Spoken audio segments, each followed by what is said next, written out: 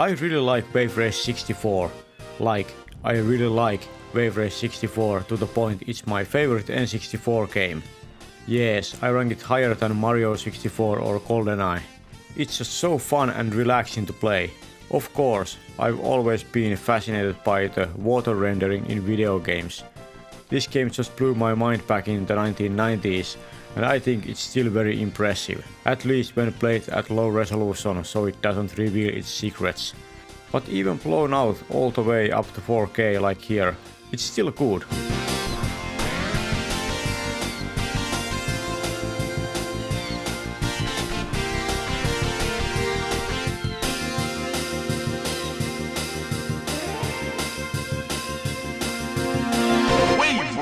I'm going to talk about the Wave Race games on N64 and GameCube first, and then we'll take a look at how their PS2 counterparts, Splashdown and its sequel, Splashdown Rise Gone Wild, compared to Wave Race games, and if they are worth your time. You got it. Nice job. Wave Race 64. This 1996 Nintendo 64 game by Nintendo is legendary in terms of its water rendering and physics. It's still considered unbeatable by any other game in this regard. You could say that, but not really. Now that I'm playing these games back to back for this video, I'd say its water rendering and physics were already beaten by its sequel, Wave Race Blue Storm on GameCube in 2001. Is it better than the N64 game though? Well, keep watching, we'll talk about it too. Back to Wave Race 64 on N64. This is one of those absolutely fantastic summer vibe games I've always loved. I first played back in 1997 in my friend's house. Alongside Mario 64, it was one of those reasons I had to have N64. The water effects in this game blew my mind beyond belief, and I think they are very impressive and convincing even today. Unless you ruin it by running it at high resolution on an emulator, where it reveals its secrets. Wave Race 64 is one of those games I prefer to run at the original low resolution, even when playing on an emulator. It's such a relaxing game to play, even when trying to play through it. Even when the difficulty ramps up, unlike some other games coming up in this video. When that difficulty ramps up, it's of the utmost importance that you get your racing line correct so you can go through the correct side of the BIOS. If you don't, you'll lose your engine's boost. Without it, you'll have zero chances of winning. And if you miss enough of them, you'll be flat out disqualified. Missing some BIOS purposely can have tactical advantages, especially in some of the other games in this video. Maybe not so much in this one. There are 3 championships to beat, from easy to hard, and 9 different courses, from sunny beaches to icy glaciers and dirty trap-looking industrial harbors. Thankfully, the latter is kept to a minimum, and the game is overall very bright and colorful. You can even customize the jet ski's handling if you wish.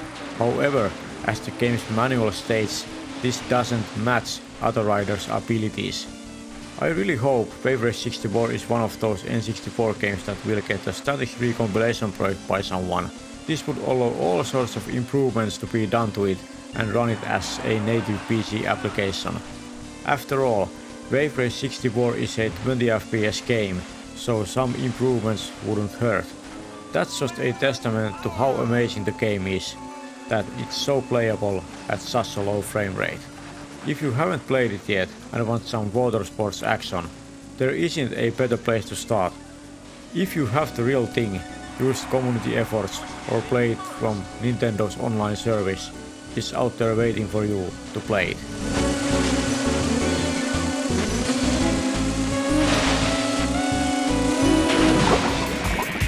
Wave Race Blue Storm is the GameCube sequel to the legendary Wave Race 64. It was released in 2001 and was one of the system's launch games. Even though I prefer the N64 game over this one, technically speaking, this is the most impressive water racing game ever made. Well, at least the water part itself. I think there is a better racing game in this video. It lacks the charm of its predecessor, but it sure has very impressive water and wave simulation and physics, actually to the point that it gave me serious frustration when unpredictable waves ruined my race. Playing on an emulator utilizing save states alleviates this. Still, even then, when the difficulty ramps up, especially on this Dark City Harbor course, I just took that second place L and dealt with it.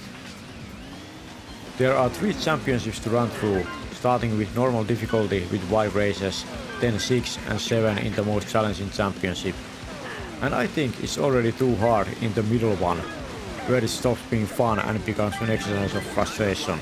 It's a fun game in short bursts, and the pinnacle of the jet ski and water sports genre. Sadly, we don't get games like this anymore. It's challenging and frustrating sometimes, but it's still very much recommended.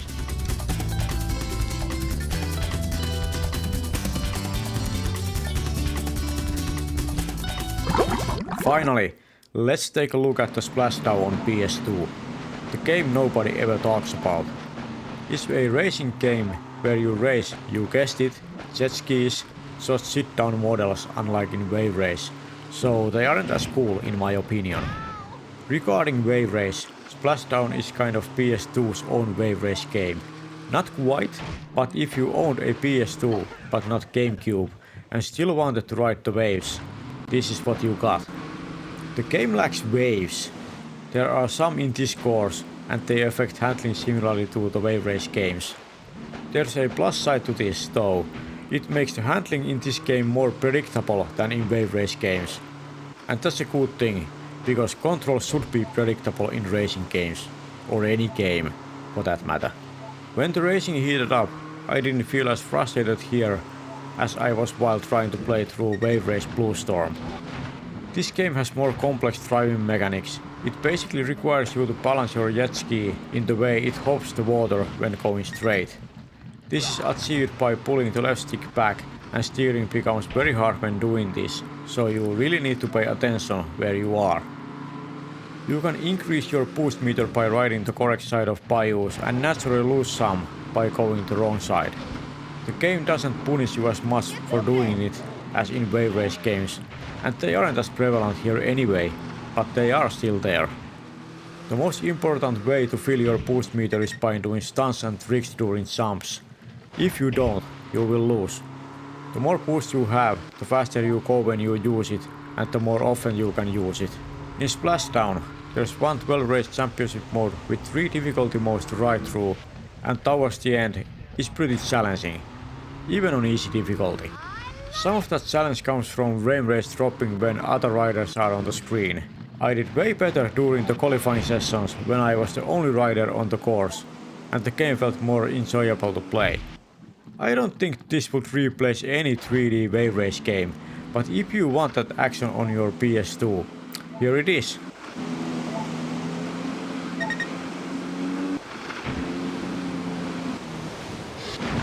I appreciate that you are still watching.